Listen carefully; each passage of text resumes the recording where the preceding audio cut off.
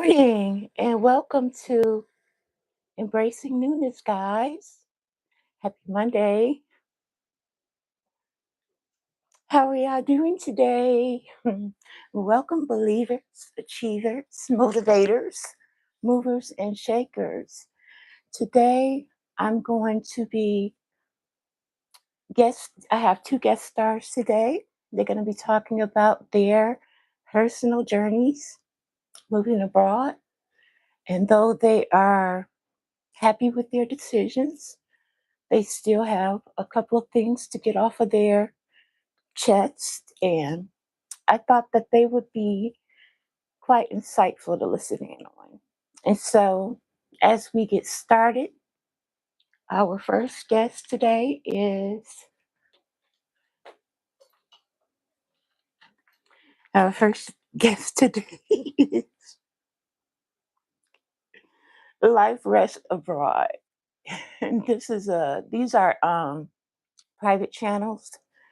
And this is just to start our week off with a little bit of reality um, about moving abroad. Not that the other ones weren't realistic, but these are challenges faced over time that I thought would be kind of neat to listen in on and very noteworthy. So let's get this party started, shall we?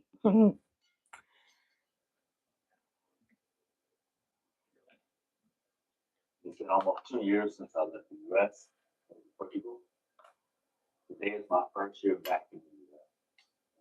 On a temporary visit, see friends and family, and I had some feelings that I didn't know were there when it comes to actually coming back to the U.S. And I had some emotional thoughts.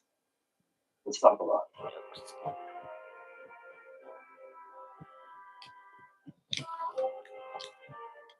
So first and foremost, the one thing that I didn't realize, especially coming back to the U.S. and after living abroad for a few years, is that a lot of these YouTubers don't discuss these things in a lot to discuss. First, no one ever mentions how much we miss certain things from the US. And all of the you know, trials and tribulations that people face in the US, you still miss certain things. And I think that was the thing that surprised me the most. Having a routine and the daily, you know, pathways of life, you get into that routine, it's hard to get out. And I think that's one of the reasons why a lot of people don't end up in the U.S. when they probably can, if that's what they're trying to do. The other thing is when you're kind of going through that process and the routine, the monotony, etc., it kind of insulates you from some of the negative thoughts you may have about what's not so great about your country, what's not so great about other aspects of your life because you're in that daily grind. And so that was the first thing that I recognized is that, wow, I am comfortable in a routine. And I didn't think that I would miss that routine, even though there wasn't anything great about the routine. So that was the first thing that I noticed. And for me, I have a direct comparison because I came back to the exact place that I left years ago, just to try to feel what it was 2 years ago versus how I think now.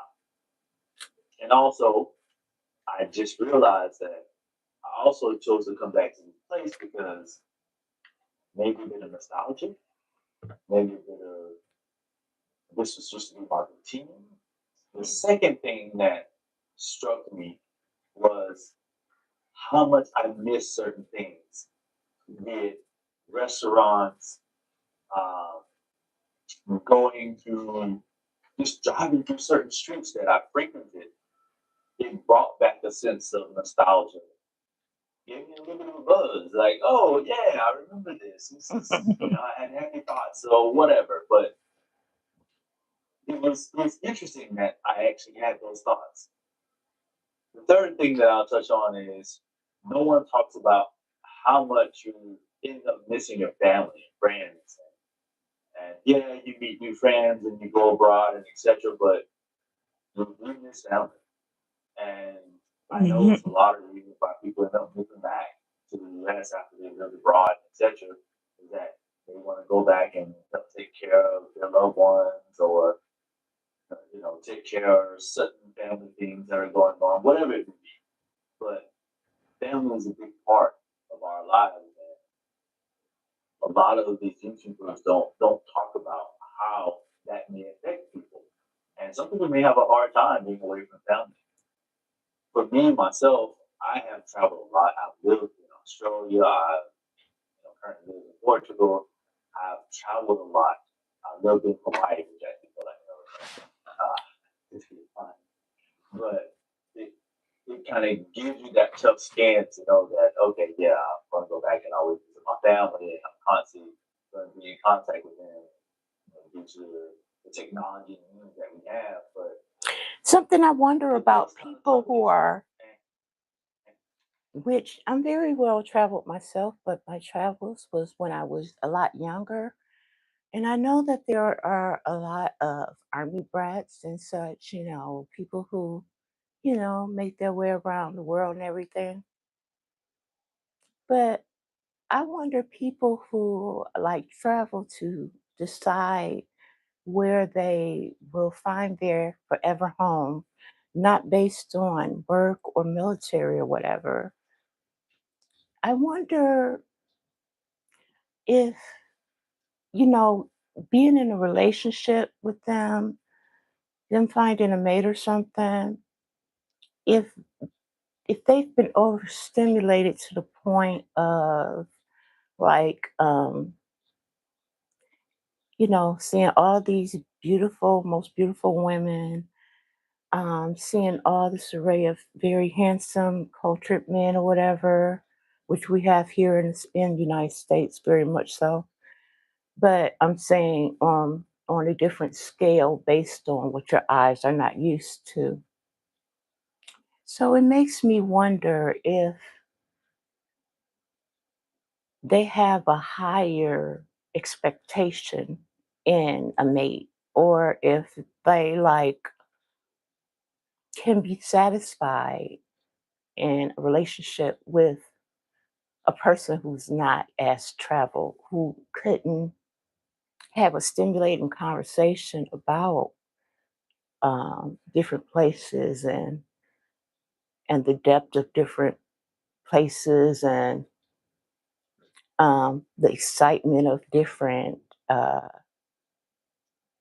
things that they've experienced and stuff. Or if they could have a relationship with just, someone who is fresh out of college, who haven't really traveled abroad and don't really want to. I wonder if that affects their going into a relationship, um, if they could be completely satisfied. I know a very big part of what satisfies me in a relationship or would, since I've been on my, um, since I've had my head on in a more grounded way, is stimulating conversation. And, when you talk to certain people, you just, if you are pursuing something with them and you spend the most of your time with them, especially as time goes on, I just wonder if those things that they was looking for such a big part of their lives, as opposed to the things of the common, grounded things that's going on here, um, at home, not from a news story, um, not from political side of things, not from stories you hear about, but I'm talking about the reality of living as a common, regular person experiencing different things on a day to day basis. if that would, and then the same way, if someone who have a grounded life and only has had a grounded life could, um, you know, want to hear somebody go on and on and on about, you know, all that everywhere, and then they don't have nothing to say back, it's something to think about. It's just something that I just thought about. I try to not really prepare myself as much as because of how the Lord allowed me to start, is I have to rely on Him for my questions and everything. And so I try not to write down exactly what I'm going to say. I write down nothing I'm going to say outside of the common intro, the common things that you would expect me to know based on me watching their stories. But the thoughts that come to my mind as they're talking are the things that I say out loud. And I just thought about that as he was speaking. So I just wondered. Moving on. And for some people who are very close to their family, being so far away and not able to have that regular contact, it's gonna bother them. And even just not necessarily having that feeling of, oh, I miss my family here, now that I'm back here in Florida. It wasn't that. It was the memory of being back in a certain place, in a certain town and city, of my family growing. And, like the memories of, oh, I remember we were here and had lunch, we played at the beach and whatever. It's Those are the things that brought back up the fuzzies for me, which The fuzzies. Okay. I first didn't expect, but also makes me recognize that a lot of people have that fear, and I know it's rightfully so that it may bother that person or that family, and a year or so later they end up moving back to the US. So that's something that you probably need to get your feet wet first. So live somewhere for a month or so, or constantly traveling and just seeing how it is to live so far away from family because it can be difficult. The other thing that I'll touch on is the bureaucracy and how efficient the US is when it comes to certain things. And living in Portugal, basically in Europe, there's a ton of bureaucracy. France and etc. Things are done at a slower pace. And living in the US, it kind of, what's the word I want to use? It spoils you. Plain and simple. It spoils you. Where you're so used to things being so efficient. Online, when you order stuff, things get there within months, days. You have overnight shipping. You have Amazon. You have Walmart, whatever. Even just pharmacies on almost every street corner. You can go into Walmart or Target or whatever, and you can go in and pick up whatever medicine you want without needing a prescription or whatever. So for the most part, but you get what I'm trying to say. That doesn't exist in Europe for the most part. So you have to jump through a little bit more hoops. For example, to obtain ibuprofen in Portugal or in other parts of Europe, you may or may not need a prescription. Or they may give you ibuprofen, but they may only give you 6 or 10. And I'm used to buying ibuprofen in bulk, 250 pill packs, so it's Mm. just, it's something that you have to get used to. That slower pace of life, jumping through a little bit more hurdles to get to the end goal. Mhm. But it definitely changed. It changed me to the point where I have a lot more patience with certain things that um, I'm still adjusting to, especially a certain way of life in Europe. But I've had to grow a lot of patience because I'm just so used to having things so quickly in the US. And it's it's a bit of a change. Now, I did, and I still do, even though all these things I missed from the US, I still have the anxiety of certain things you know, what's kind of going on in the US. That anxiety is still there, which is one of the main reasons why I wanted to leave. And you can still kind of see it in the daily grind, the rat race, etc., where you can't get away from it, especially living here. And with the inflation and tariffs and etc. that are making the cost of goods and just the cost of living increasingly expensive for a lot of folks in the US, you know, I totally sympathize with you guys. And I mean, we're going to make in Europe too, but it's not as bad. And yeah, it's really interesting to see how things are kind of flowing. But those are just my thoughts from being back into the US, my first, not even 24 hours. Everything's so raw and emotional, and it's just really interesting. And thoughts that I didn't think I would have. And I'm just dumbfounded and baffled that I'm actually feeling this thing.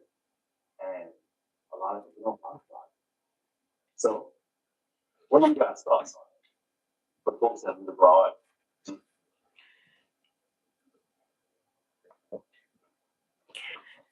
So I really found that to be really refreshing, where it's not a bashing of one place or any or the other. It's just a sincere kind of um, journaling outside of his mind, kind of just some introspection about how he feels. Just seems like a couple days into being home, not realizing how much he missed, or maybe realizing it, but not have speaking about it, not it flooding him so much to where he needed to say it out loud. Um, I have been doing some research um, about the negatives about moving abroad based on the fact that on Friday when I had saw the mother who went to such lengths for her son, um, and I always felt that I am, or at least trying about my best. I know that I am doing my best in my own um, uh, within me in my own capacity to be the best mother I can. Um, and there's no way we can compare or compete with anyone else's situation. However, I wouldn't ever want to hold my son back within reason. If it was a genuine opportunity and he had to be somewhere else in order for to meet that opportunity. Like my brother, he's into animation and he does Japanese animation online, and he's been doing it for years. And he's about 20 years in doing it, to where he got paid for it and got so good. And he never would have had to go abroad for anything like that. But I also noticed that my son started getting into it himself. And I had thought to myself when she was speaking, I'm like, man, if that really met an opportunity, and then it set me on this path of sort of realizing, I don't like to speak words that's just um, to hear myself speak. So I thought to myself, would I really do that? Would I really do that? Or am I just talking based on feeling the moment? And I was just talking based on feeling the moment. Because believe you me, as you start just doing a little bit of research, you don't realize what kind of sacrifice she's making. And see, she's in a better position to make such a sacrifice, um, maybe based on her age and or maybe just based on the fact that she wanted to make that kind of sacrifice for her son. But I'm not in that mental mental state because as you start really looking, I wasn't just talking empty words at that moment, but as you start really looking at what it would cost you, not financially, but to move abroad, it will cost you completely changing your way of thinking, your way of interaction, your way of breaking down what people say, how things get lost in translation here just in text messages. And we all talking American. You can say something to somebody in a text message, and depend on how they think, they can see you saying it in a totally different way. And you could say like, "I'll be there when I get there," and the person who you saying it to could be a toxic person. Oh, you'll be here when you get here, or but they might have been saying, "I'll be there. I'll see you when I get there." They could have just said it wrong or something like that. Instead of you thinking they don't talk like that, that must be lost in translation. You know what I'm saying? That one couple words could. So you could imagine someone even overcharging you or you just getting information off your phone what they said, and then that's not even biggest thing is all the paperwork you got to go through to change different records over and all that, seeing if you would be able to come back into the United States because I've seen people had some problems getting back in after their child that was born outside of the United States was not a citizen now. And it's so much. Um, then being that far, I don't care how much you don't get along with your family. I'm saying this about me. I get along with my family. I'm just not speaking to anybody right now. But speaking directly to nobody, but I speak to everybody online. But to be that far away from family and friends and, just like on the other side of the world, not to mention your child's side of the family, where, you and the child's father are now basically family now. So when they come in town, different stuff, be like, okay, well, where's Larry? Okay, he's over in Japan. Where?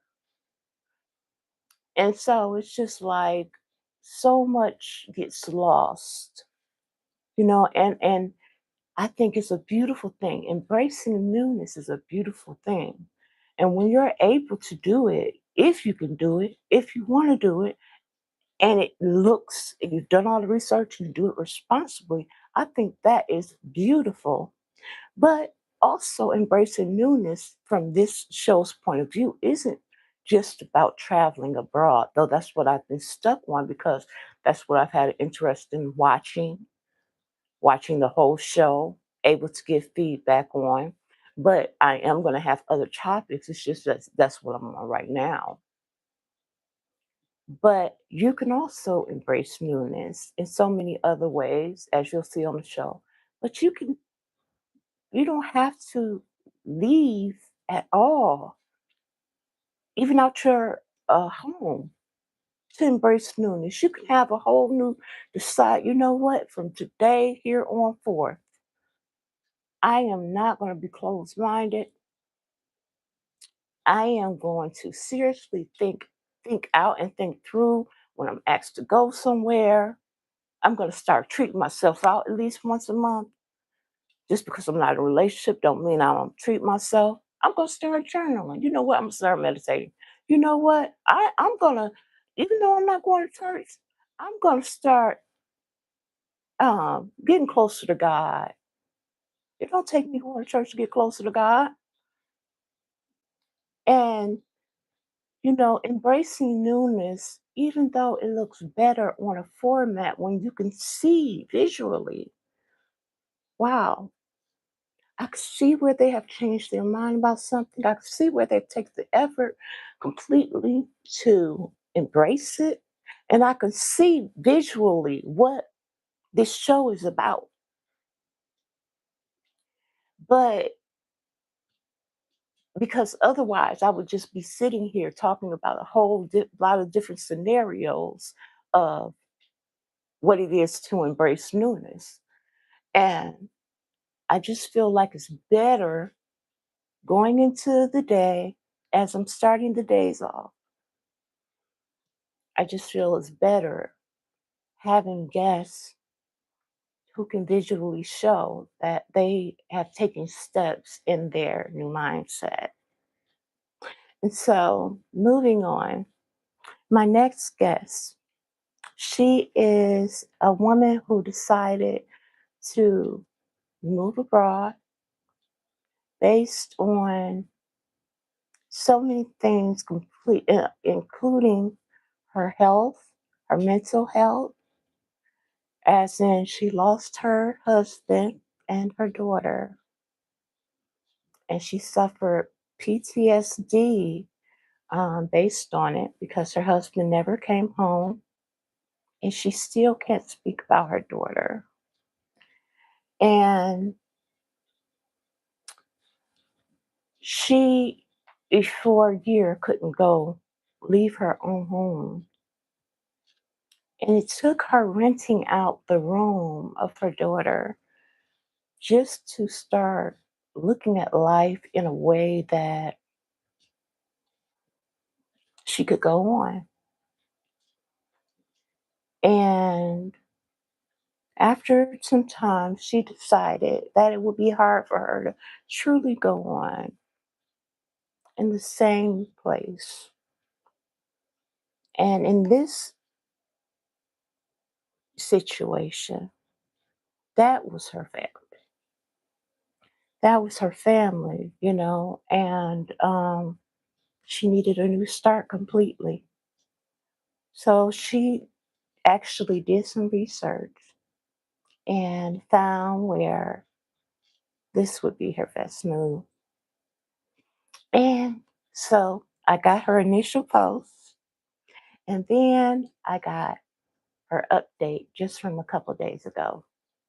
After sharing her story, I will share her page. This is a private page that I'm going to be sharing. Just like this first gentleman, like I said, he is life rests abroad. So here she is now.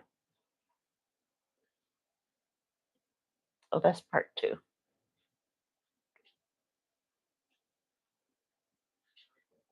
Oh, that's because I'm not in my library.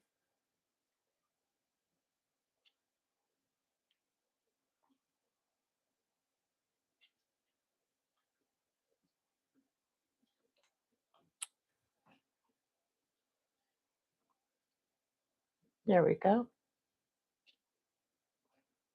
Oh, there we go.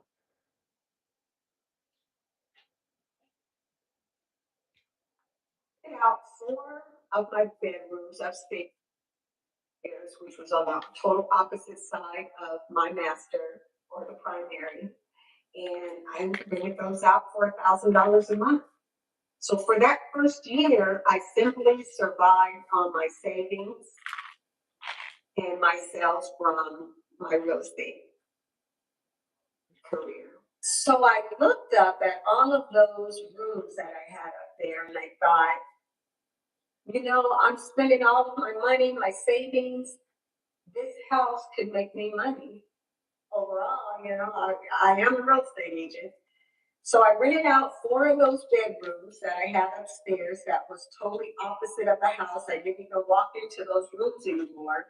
So to my surprise, they all rented out very quickly. So for $1,000 for a room, I had an extra $4,000 that I now could have to pay some of my expenses and not use all of my savings. I remember the first girl that moved in. It was the first time that she's ever moved away from her mom and dad, and they came to the house and they thought, oh, this is great. She'll be secure and she'll be happy here. She said, and she came to me for advice. We could dinner together, we could go out together, and things just seemed to start feeling a little bit normal again. Then I had the second, the third, and the fourth person move in.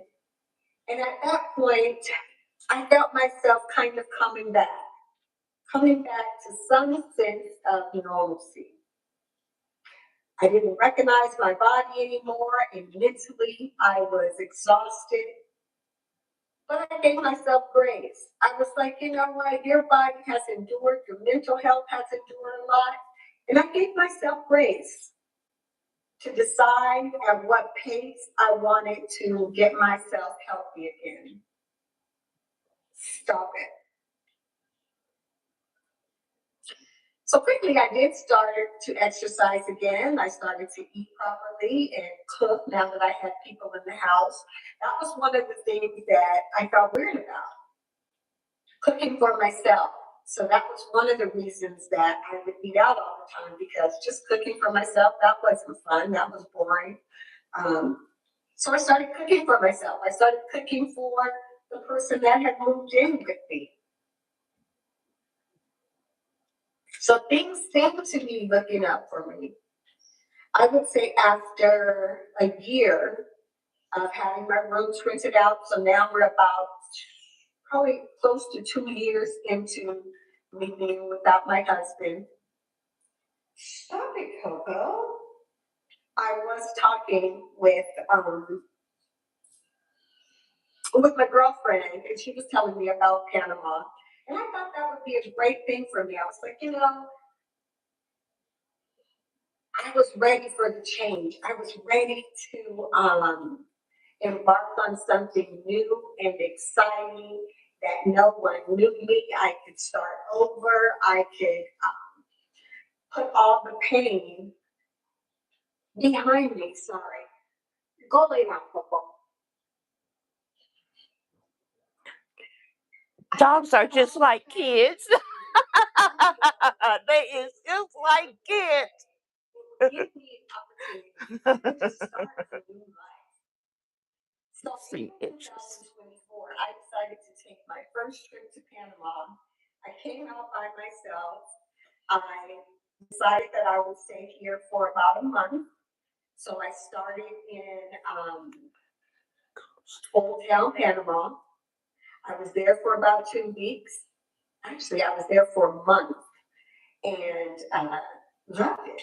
I loved every minute of it. I felt alive. I felt like I had so many options as far as what I wanted to do each day. The country was healthy. The food was delicious. So I really felt myself coming alive again. So after that first month, I thought, I don't want to go back home. This feels great. So at that moment, I decided that Panama would be my forever home. As a real estate agent, I did not want to sell my own home. I didn't want to go back home. I just wanted to step into this next chapter of my life. So I called a colleague and asked her, hey, can you put my house on the market so that I can get out of here? I'm in Panama. I have no intentions of coming back. So I really wanted her to handle every aspect of my house sale. I did end up coming back 2 months later just so that I can get. Man, I do not know what happened there.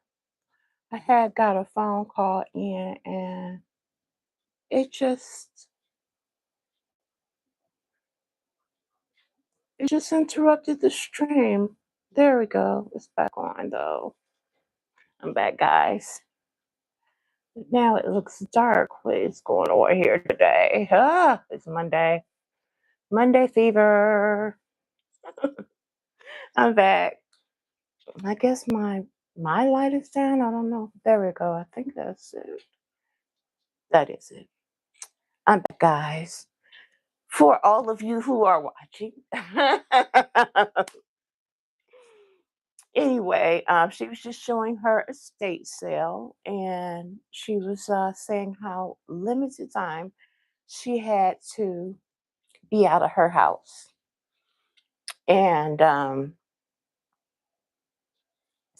her name is Latreva Hill, and she her YouTube name is Abroad Ability. Oh wait, that's a different one. Let me see. We're gonna finish watching her real quick before I move on to um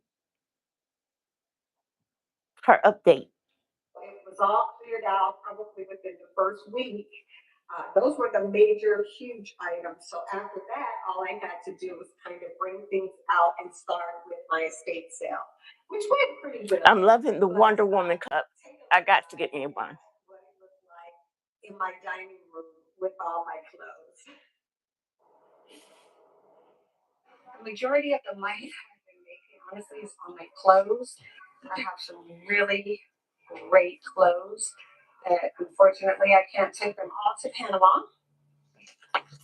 So inside, I have tons of shoes. My shoe size. I know she got some nice stuff. 9.5, if anyone needs shoes. She got a nice style.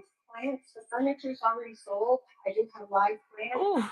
Hangers. So anybody with a store or wanting wood hangers, you know, I have tons of them. Everything here came from my boutique. So that's nice. About 400 wooden hangers. So this is a clothes. Wedding dresses.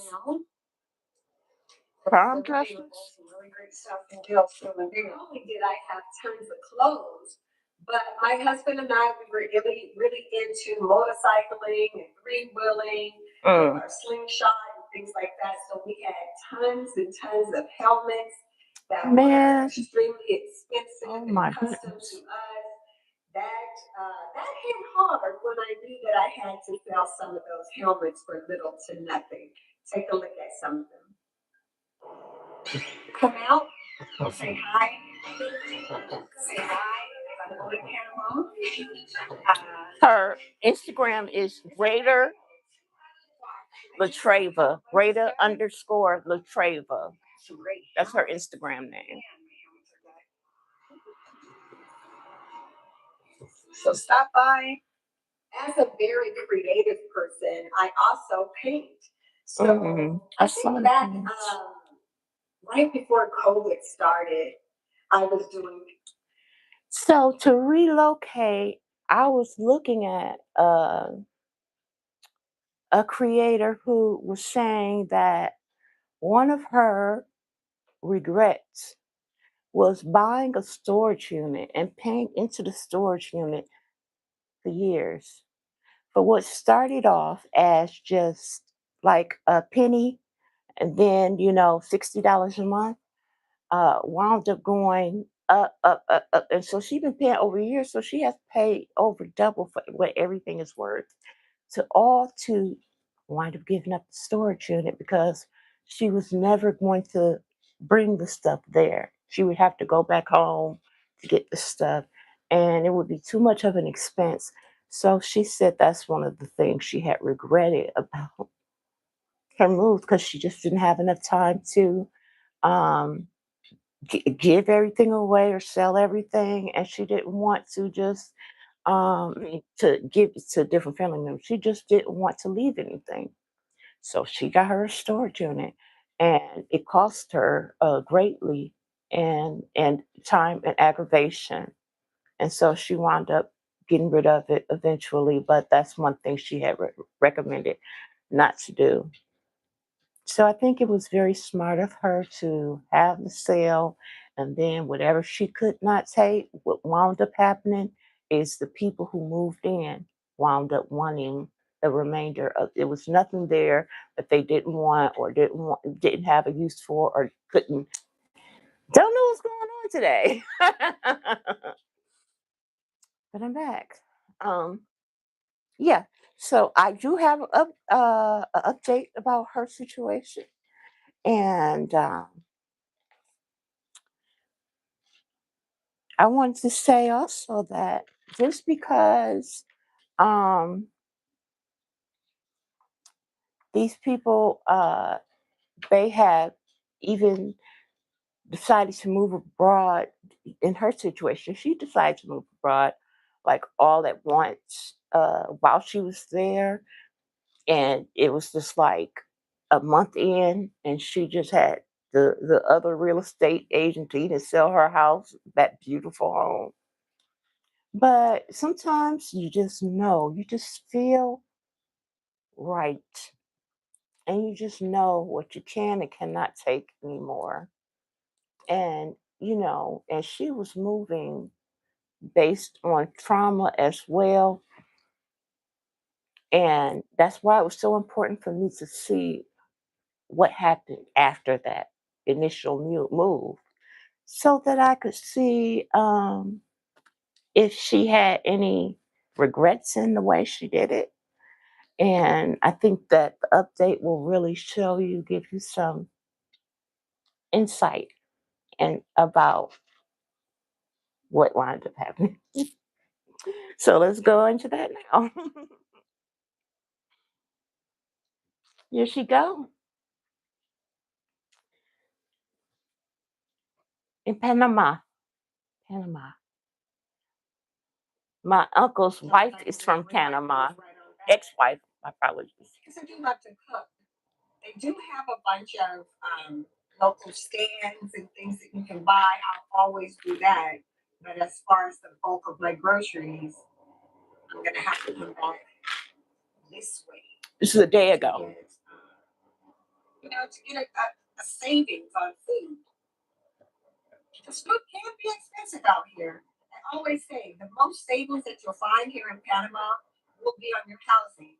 Outside of your housing, it can add up quick, especially if you eat nice. I mean, if you eat very basic, it should be okay. And I love to cook, so my grocery bill can get up there. So the ad on this house, it was listed at $600. I negotiated it down to $550. She got some great tips. So don't be afraid to negotiate. One of the things about Panama is everything is negotiable. And just getting from here, so my camera's probably going to start shaking. And don't be afraid to ask for things. Like I wanted the house to be painted, so he was like, "What rooms?" So you got to be very specific about what you need done. They'll typically do it to get you in there. So all three of the rentals that I've been in, first one in San Francisco, I didn't need anything except for my ID, my passport. That was it, and the money. So the one that I'm in right now, again, the passport, my ID, and the money. This one in Chambay, same exact scenario. So sometimes people ask, what are they looking for? What do they want? It depends on the owners. All three of my units, I dealt with the owners. So I didn't go through, well, the first one I did go through a realtor, but the owner was a realtor on the other side. So it was kind of like, I was just going through the owner. But everything is negotiable. Don't be afraid. All I can say is no. I'm always looking at the background. But house hunting here in Panama can be Like if you're driving or walking. You're going to see 1,000 houses. They're going to be completely different from what we're used to in the States. So just get your mind right. Make sure your expectations. This reminds me of this trip, like Miami, Biscayne Boulevard. And you have a better experience overall, I think. The majority of houses that I find on Facebook Marketplace. Because that's where your owners, they love to list there because it's free. I mean, they have everything on Facebook Marketplace. My goodness. Because they have to pay the realtor 1 month's rent. Food. So that's taking money out of their pocket. Clothes. So a lot of them Houses, cars. like to do it themselves, especially if they're in the price range of, I say, 800 and below. It's definitely going to be on marketplace. So that might be the first place that you check. I've had really good luck there with housing, little items I might want to buy. So it's the same as in the United States. The marketplace is very useful here.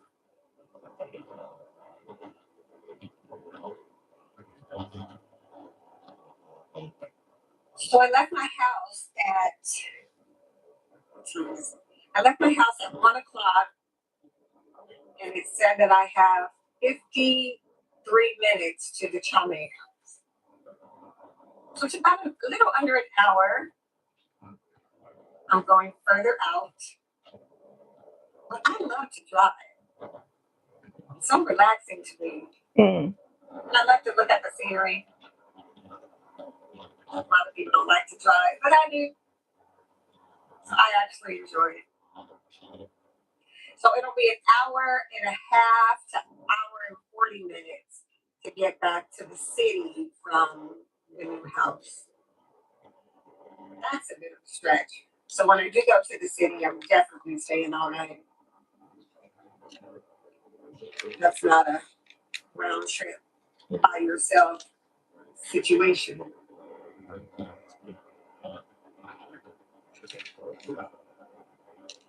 So one of the things that I'm excited to have, this new house has hot water. My old house doesn't. Mm. It wasn't a big problem because I got used to boiling it, Wow. but I think it's going to be really I nice think this when is you one of those things the come out of first the shower the way it's supposed to. guest was So talking I'm about really excited about the hot water.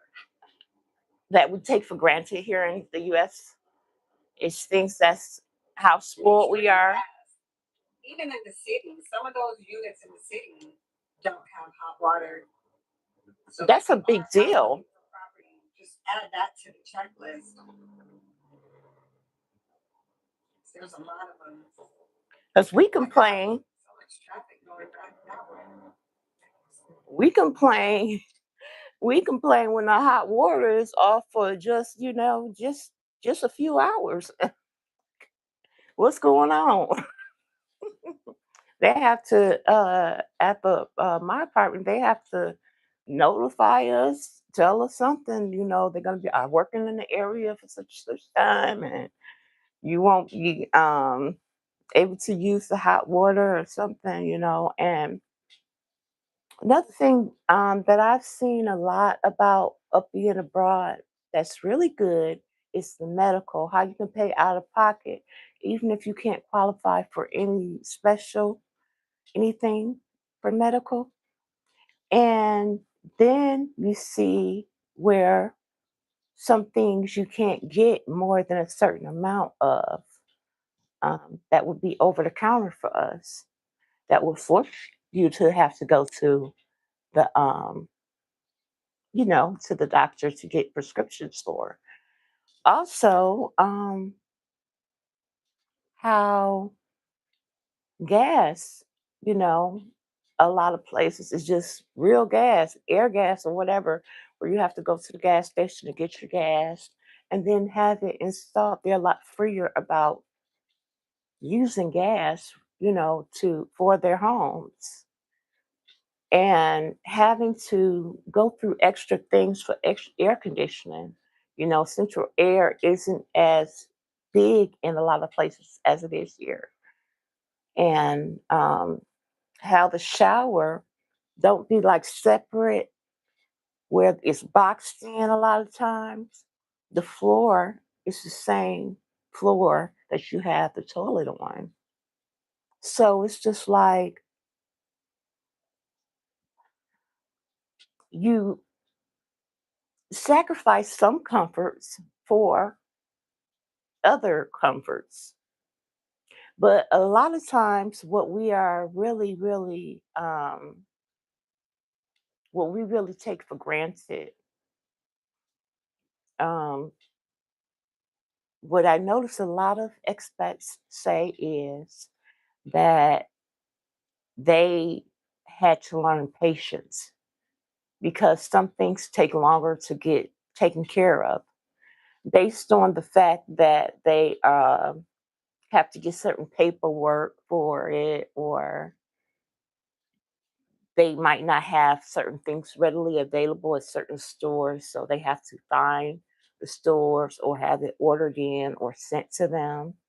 And so a lot of times they've had to, you know, have patience. Um, Also with the children, how a lot of them get their children into private schools because they might not have the translation together at the public schools. And so they're not really they have to pay that extra for that. Um but I hear everywhere everybody always say how they can get massages and how they can get housekeepers and how they can get it's a trade-off, one thing for the other, it looked like. And yeah, it's a whole new way of thinking. It's just like a whole um new mindset. I noticed on my spiritual awakening, which I speak of a lot because it was just like being reborn, you know. I've had to relearn everything, and I've had to a lot of stuff I didn't believe anymore. A lot of stuff I had to really, really reach deep um, in finding myself and um, living life on my own terms. Really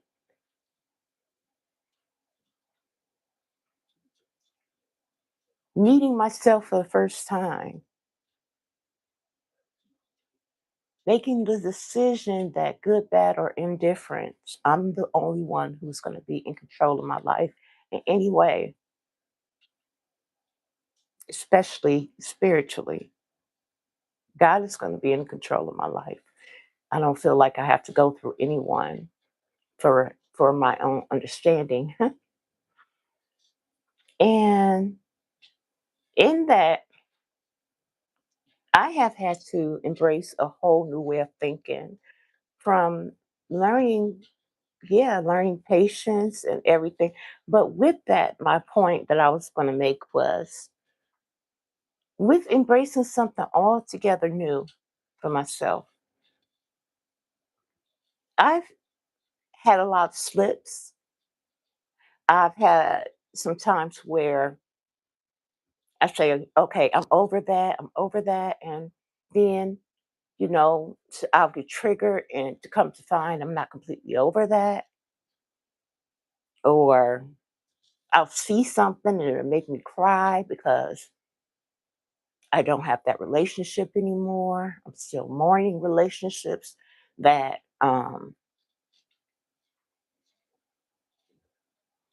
the people aren't passed away, but I have to mourn the relationship because it was always something that I wanted and I didn't see clearly because of wanting it so bad.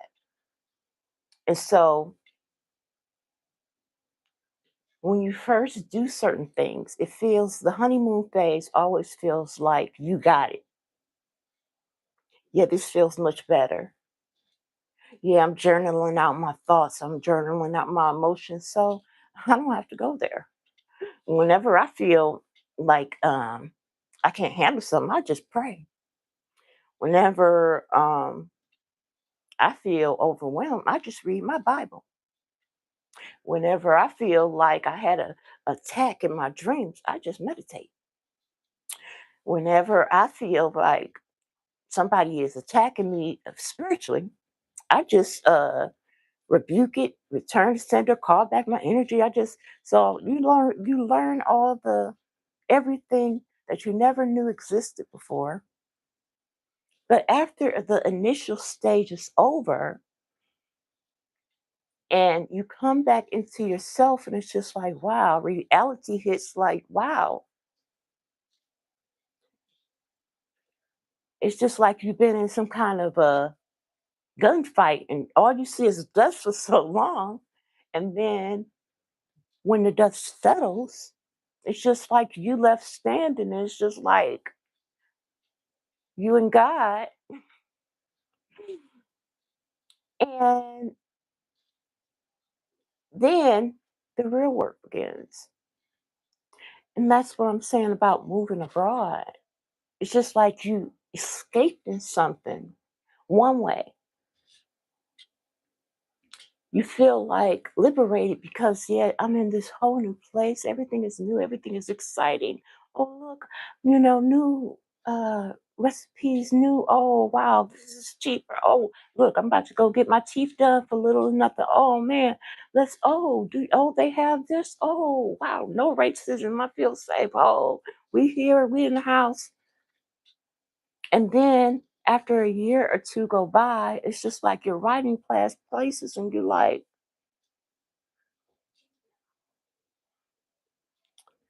yeah, my old high school ain't here. Mhm. I didn't grow up in none of these homes. Mm.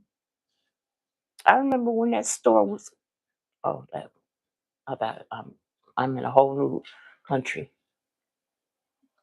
I want to take a road trip this weekend. Where we gonna go for our road trip? Oh, you have to get a plane ticket, and your show is about embracing the changes of life, not being afraid to go to the next chapter.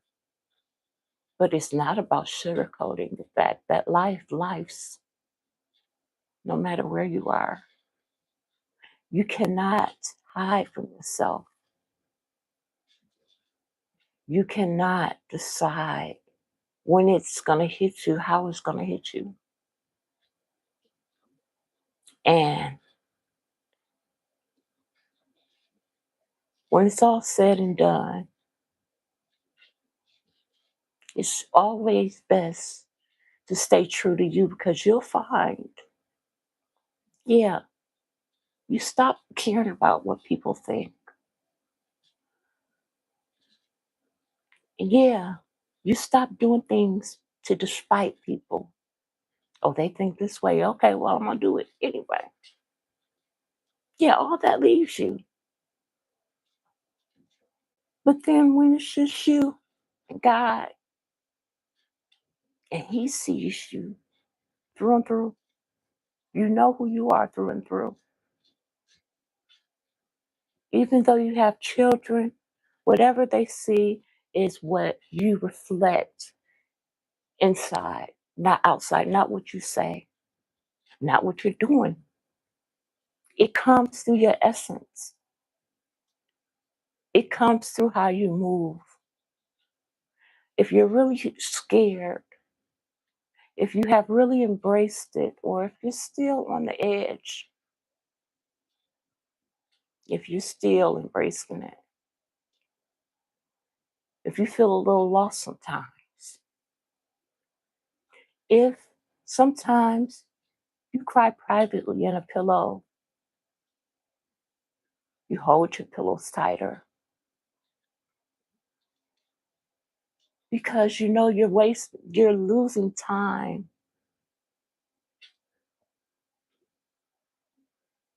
making time doing something else. And you always want to make sure you want to make the right choice. You're always talking to God. You're staying close to Him so that the enemy don't slip in. And you keep getting reassured, and he keeps holding your hand, and he keeps comforting you, and he keeps showing you the way.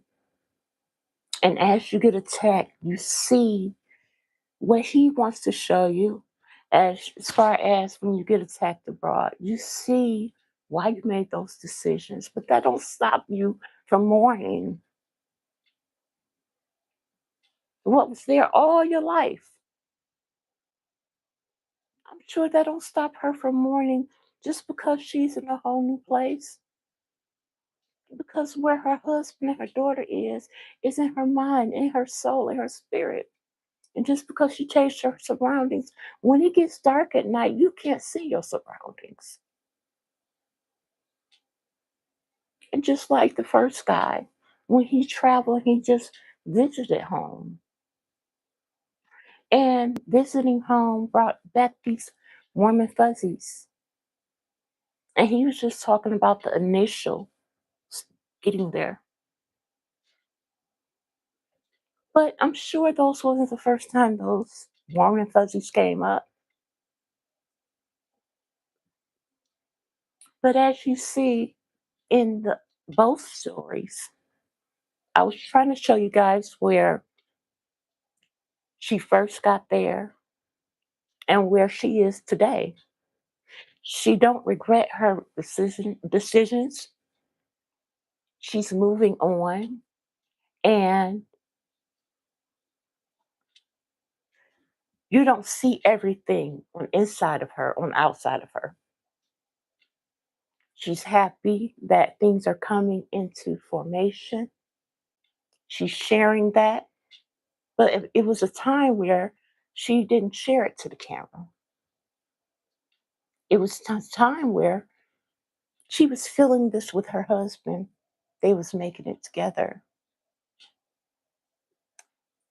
They was making it together with their child.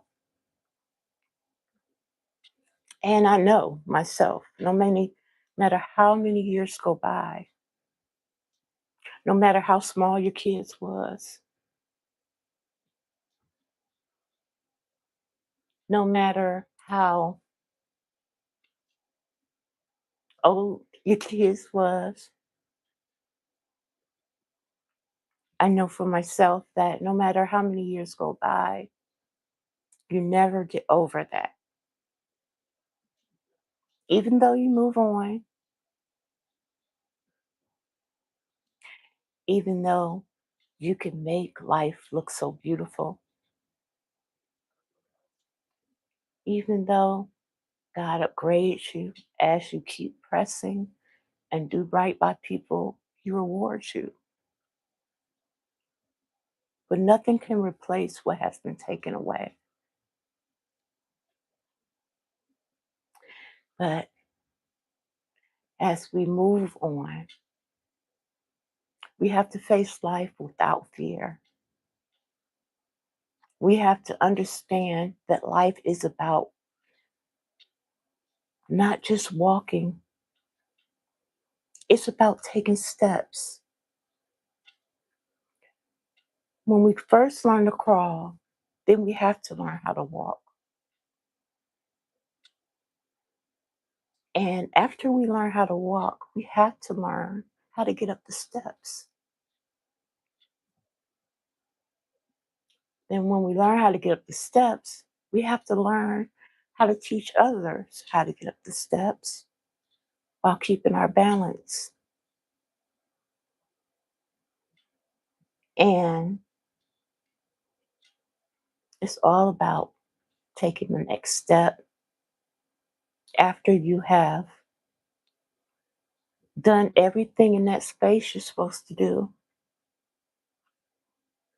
everything in that space you're supposed to be, not getting stuck because of emotions,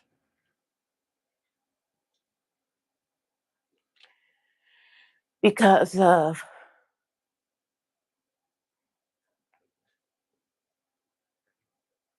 what you think people will say,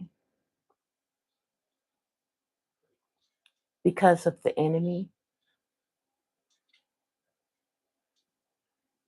Because getting stuck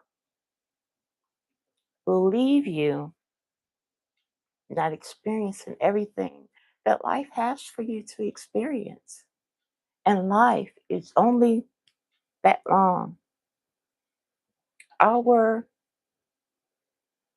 physical experience here in 3D, in God's time, is only a minute. It's not to be compared. In that time we have here, we got to get everything we can get out of it. We have to affect the lives around us in a positive way. We have to invest in ourselves, meaning grow our garden where it would be healthy, maintainable, sustainable for us to not have to be the beggar but the lender, and to um, be the voice of God by not speaking a lot of times, even in finding our purpose, the way we perform our purpose. And it's not easy because a lot of times the enemy comes to discourage us. You put all this time in doing something that the Lord's called you to do, and other people bite you, what you're doing, and they get a lot more views and everything, monetized and everything. And you hardly get anybody looking at you. And your whole life is based around what God is telling you to do. And you know that's Him telling you to do it. But you don't get any recognition for what you do, what you're investing in. But you keep moving forward and keep putting your best foot forward because God tells you to.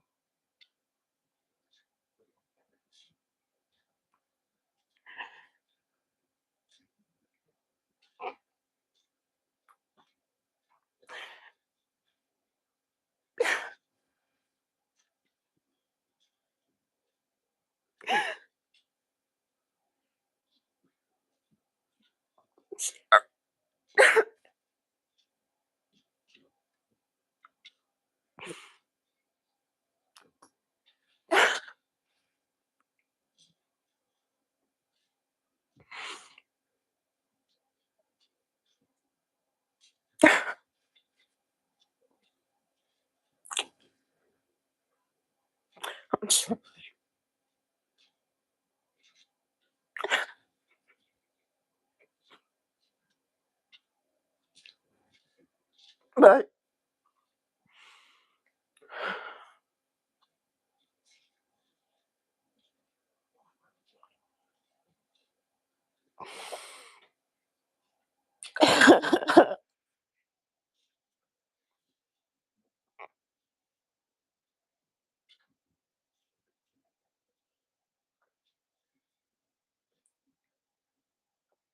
it's all about keep moving forward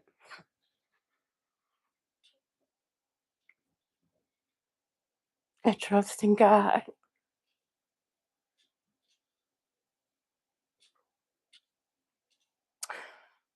So thank you guys for joining me.